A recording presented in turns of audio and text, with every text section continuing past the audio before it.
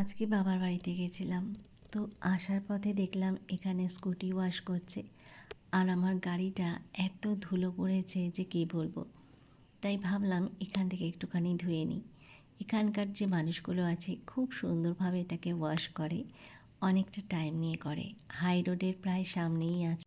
অনেক ছোট ছোট বাচ্চারা এইসব কাজকর্ম করে, দেখে খুবই কষ্ট লাগছিল।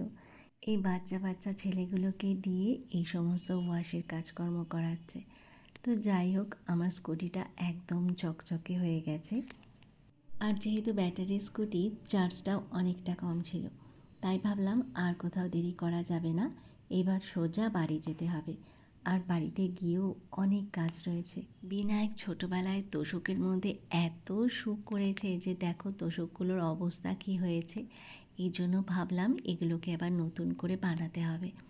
বাজার থেকে কতগুলো কাপড় নিয়ে এসেছি আর কারিগরদের বাড়িতেই ডেকে নিয়েছি। জানি না কীরকম তুলো তারা দেবে, তাই জন্য বাড়িতেই বানিয়ে নিলাম। কালারটা কি সুন্দর লাগছে না দেখো। আরও দুটো বানিয়েছি। তো যাই হোক, এগুলো দিয়ে আমার চলে যাবে। 10 বছর আগে এগুলো বানানো হয়েছিল, আর আজকে 10 বছর হয়ে গেছে। অনেকটা সময় গেছে, তাই ভাবলাম এগুলোকে নতুন করে না বানালে এর মধ্যে আর শোয়া যাবে না। জানো তো, আমি কাপড়গুলো কিনে নিয়েছি বলে কারিগর খুব রেগে গেছে। বলছে আমি আর কটা পয়সা লাভ করতে পারলাম না, তুমি কাপড়গুলো কিনে নিয়ে এসছো। আমি তখন তাকে বুঝিয়ে বললাম যে তোমার কাপড় তো আমার একদমই পছন্দ হচ্ছে না, তাই জন্য আমি কাপড়গুলো কিনে নিয়ে এসেছি। এইসব কাজ করাতে গেলে যেন সারাদিন চলে যায় সময়। আর এইদিকে বিনায়ক দেখো বসে বসে দেখছে। সকালবেলা শুরু হয়েছে আর বিকেলবেলা শেষ হয়েছে। আমার তো স্নান করতে করতে একদম বিকেল গড়িয়ে গেছে। যাক, এক এক করে সব বানানো হয়েছে। আর তোশকগুলো খুবই হেভি হয়েছে, এই জন্য বানানো হয়ে যাওয়ার পরে সবগুলোকে নিয়ে ওপরে তুলে দিচ্ছে। আর এইদিকে বাজারে গিয়ে অনেক কিছু কিনতে হবে, কিছু ফল সবজি। আমি যখনই বাজারে যাই মনে হয় পুরো বাজারটাই যেন তুলে নিয়ে এসেছি, কারণ অনেক দিনের বাজার একসাথে করতে হয়। আর সত্যি বলতে রোজ রোজ বাজার করতে একদমই ভালো লাগে না। আর অনেকগুলো একসাথে আনলে হয় কি, ফ্রিজে ভালোভাবে স্টোর করে রেখে দিলে অনেক দিন ভালো থাকে। কতগুলো গাজরও কিনেছি, কারণ গরমকাল আসছে।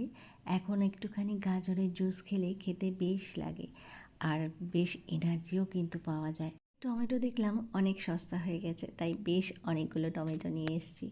তারপর দেখো ভাবছি পরে শীতের জন্য কয়েকটা কার্পেট কিনে রাখি।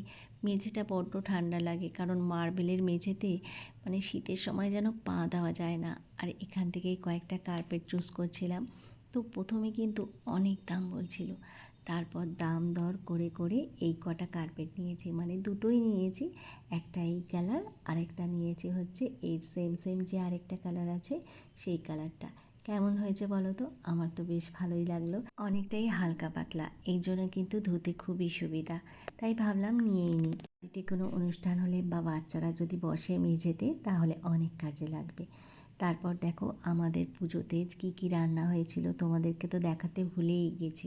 এই দেখো এখানে বাঁধাকপি, আর হয়েছিল পোলাও, পায়েস, চাটনি, মিষ্টি, আরও কত কী।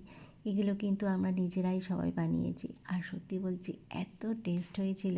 তারা কিন্তু খিচুড়ি খেতে একদম পছন্দ করে না, পোলাও বলে একদম চেটেপুটে খেয়েছে আর খুব মজা করে খাচ্ছিল দেখো।